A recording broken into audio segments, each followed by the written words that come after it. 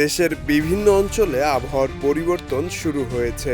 আবহাওয়া অধিদপ্তর জানিয়েছে দেশের ৮ জেলায় অস্থায়ীভাবে ঝড়ো হাওয়া সহ হালকা থেকে মাঝারি ধরনের বজ্র বৃষ্টি হতে পারে।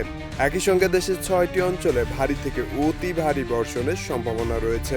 তবে দেশের অভ্যন্তরীণ নদী বন্দরগুলোর জন্য কোনো সতর্কতা নেই বলে জানিয়েছে আবহাওয়া অধিদপ্তর।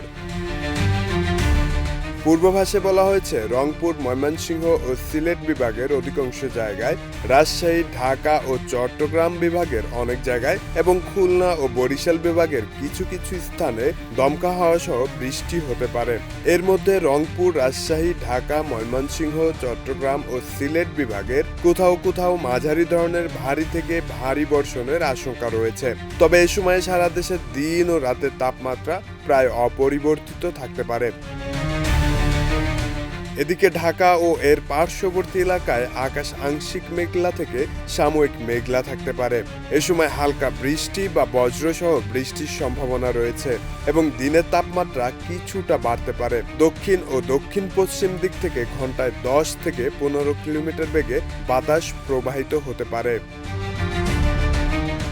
শব্দ নীল, দেশ রূপান্তর।